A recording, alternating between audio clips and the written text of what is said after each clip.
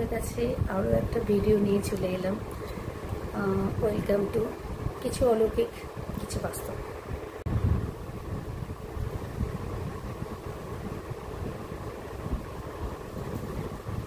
তো নমস্কার, আমি প্রিয়দর্শিনী মুখার্জি। আজকে আপনাদের কাছে আরও একটা নতুন ভিডিও নিয়ে চলে এসেছি আমি। আজকে একটা এমন ভিডিও এনেছি যারা আমাকে অনেকেই আমাকে অনুরোধ করছিল, আমার ভিউয়ার্সরা, যে যারা মাঙ্গলিক তাদের জন্য কিছু বলার জন্য। তো আজকে আমি যারা মাঙ্গলিক তাদের উদ্দেশ্যে আজকে ভিডিওটা করছি। যারা মাঙ্গলিক দোষে দুষ্ট তাদেরকে মানুষ খুব অপমান করে, তাদেরকে সমাজ একটু দূরে ঠেলে রাখতেই পছন্দ করে, আর তাদের সম্পর্কে নানান রকম বাজে কথা শোনা যায়, যার জন্য তারা কোনোভাবেই দায়ী থাকে না, কিন্তু তাদেরকে অনেক কথা শুনতে হয়। কী কারণে, প্রথম বলি আমি, কী কারণে তারা মাঙ্গলিক হয়। গ্রহের সন্নিবেশ কীরকম থাকলে তবে তাদেরকে মাঙ্গলিক বলা হয়। তো জ্যোতিষশাস্ত্র অনুযায়ী কুষ্ঠিতে যদি লগ্ন চতুর্থ, সপ্তম, অষ্টম ও দ্বাদশ স্থানে মজবুত থাকে তখন তাকে মাঙ্গলিক বলা হয়। তো আমরা দেখি এই দোষের সবচেয়ে বেশি প্রভাব পড়ে দাম্পত্য জীবনে এবং বিবাহে। যারা মাঙ্গলিক হয় তাদের অনেক সময় দেখা যায় বিবাহ অনেক দেরিতে হয়। যদিও বিবাহ হয়, তো বিবাহের পর নানা রকম অশান্তি শুরু হয় জীবনে, দাম্পত্য কলহ লেগেই থাকে, অনেক সময় তো বিচ্ছেদও হয়ে যায়, আবার অনেক সময় দেখা যায় যে মৃত্যুও হয়ে যায়। মাঙ্গলিক কোনো মানুষ, কোনো জাতক জাতিকা যদি অমাঙ্গলিক কারোকে বিয়ে করে ভীষণ সমস্যা হয়। তো আমি প্রথমেই বলবো যে মাঙ্গলিক যারা, প্লিজ তারা মাঙ্গলিককেই বিয়ে করুন, একটু খুঁজে নিন যারা মাঙ্গলিক আছে তাদেরকেই বিয়ে করুন। অমাঙ্গলিককে বিয়ে করে বেকার জীবনে অশান্তি ডেকে আনবেন না, তার জীবনের তো সমূহ ক্ষতি হবে যাকে আপনি বিয়ে করবেন, কারণ সে অমাঙ্গলিক, সে আপনার গ্রহ সন্নিবেশের প্রভাব নিতে পারবে না। তার যে পেশায় নিযুক্ত থাকবে সেই পেশার থেকে তাকে বেরিয়ে আসতে হবে একটা সময়, এমন অবস্থাও হবে। আর কি বলবো, মানে লোকসানই লোকসান, তার দিকে কেউ ফিরে তাকাবে না, তাকে অনেক সময় ভুলেও যেতে পারবে মানুষ। অনেক সময় তো অমাঙ্গলিককে বিয়ে করলে মৃত্যুও ডেকে আনে, বিচ্ছেদ তো হবেই, মৃত্যুও ডেকে আনে, অনেক সময় নিশ্চিত হয়ে যায় মৃত্যু। তো প্লিজ যারা মাঙ্গলিক তারা অমাঙ্গলিককে বিয়ে করবেন না, মাঙ্গলিককে দেখে বিয়ে করুন, একটু সময় নিন, কিন্তু মাঙ্গলিক কেউ আছে তাকে দেখেই বিয়ে করুন। প্রেম করবেন না, প্রেম করলে আপনি মাঙ্গলিক দেখতে পারবেন না, কারণ প্রেম তো মানুষকে অন্ধ করে দেয়। তো যাই হোক, আজকে আমি বিষয়বস্তুতে আসি।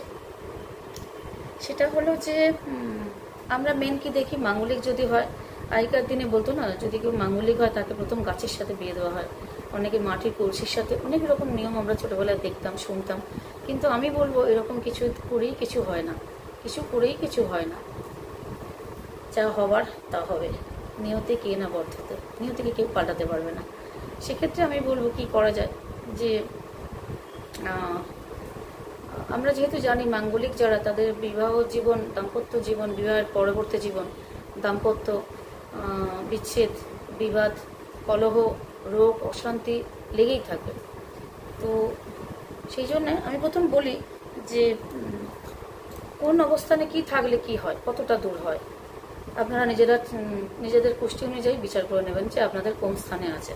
তো চতুর্থ স্থানে মঙ্গল যদি থাকে তাহলে সুখের অভাব দেখা দেয়। চতুর্থ স্থানে যদি মঙ্গল থাকে সুখের অভাব খুব দেখা যায় এবং ব্যক্তিকে কঠিন পরিস্থিতির মধ্যে পড়তে হয়। আর সপ্তম স্থানে মঙ্গল যদি থাকে তাহলে দাম্পত্য জীবনে সমস্যা দেখা দেয়। অষ্টম স্থানে মঙ্গল থাকলে শ্বশুরবাড়ির লোকের সঙ্গে অশান্তি এবং সম্পর্ক নষ্ট পর্যন্ত হয়ে যায়। আমরা দেখেছি অভিষেক বচ্চনের সাথে যখন ঐশ্বর্য রায়ের বিয়ে হয়, তার পরবর্তীকালে ঐশ্বর্য রায়ের সাথে কিন্তু শ্বশুরবাড়ির সম্পর্ক একেবারেই নষ্ট হয়ে গেছে। তো দ্বাদশ স্থানে যদি মঙ্গল থাকে তাহলে দাম্পত্য জীবনে কষ্ট, শারীরিক ক্ষমতার অভাব, রোগ, কলহ নির্দেশ করে। তাহলে কিসে কি থাকলে কি হয় আমরা জানতে পারলাম, কোন স্থানে কি থাকলে। এবার বলি যে যারা মাঙ্গলিক তারা একটু নিজের জন্য সময় ব্যয় করুন। কোনো বড় কিছু প্রতিকার আমি বলবো না, আমি প্রতিকার বলবো, কিন্তু এমন কিছু বলবো না যেটা আপনারা পারবেন না। কিছু কিছু জিনিস, নিয়ম একটু মেনে চলুন। একটু আপনি মঙ্গলবার চেষ্টা করুন উপোস করার, যদি না পারেন তো নিরামিষ খান। মঙ্গল যে গ্রহ আপনার আছে তাকে একটু সন্তুষ্ট করুন, মঙ্গল গ্রহের পূজা করুন। আর আরেকটা জিনিস করতে হবে, সেটা হলো যে আপনার বাড়ির মেঝে, ফ্লোর সেটা যেন লাল রঙের না হয়। আর আপনি কোনো সময় লাল জুতো পরবেন না। অন্য কোনো মানুষের কাছ থেকে মঙ্গলের যে রং লাল, সেই লাল রঙের কিছু দ্রব্য উপহার হিসেবে গ্রহণ করবেন না, তাতে আপনার সমূহ ক্ষতি হবে। কিন্তু অনেকে বলে যে মঙ্গলবার দিনকে যদি লাল জামা কাপড় বা মসুর ডাল বা কোনো লাল ফল যদি কারোকে দান করা হয় ভালো হয়। আমি বলবো এর কোনো ভিত্তি নেই, আমার কাছে তো নেই, কিচ্ছু হয় না এসব করে। কিন্তু আমি যেগুলো বললাম সেগুলো যদি আপনি করতে পারেন, কি আসলে ব্যাপার, যদি মানুষ এটা বুঝতে পারে না যে গ্রহ তার রাশিতে দুর্বল, সেই গ্রহকে যদি একটু তোয়াজ করে চলতে পারে না, যদি একটু সন্তুষ্ট করার চেষ্টা করে, তো সেই গ্রহটা যতটা ফল দেবার খারাপ ততটাও দেয় না। কিন্তু মানুষ তাকে তোয়াজ করার চেষ্টাও করে না, ভাবে যে কি হবে, এভাবেই থাক, এভাবেই জীবন চলুক। কিন্তু না, যদি একটু সময় দেওয়া যায় না, তাহলে কিন্তু এতটাও ভুল হয় না, এতটাও অসুবিধা হয় না জীবনে। তো আমার মতে পুজো আচ্ছা, দান, এগুলো তো ভালো কাজ, এগুলো তো করতেই পারেন। কিন্তু সবচেয়ে ভালো হয় যদি আপনি সময় নিয়ে বিয়ের কথা ভাবেন।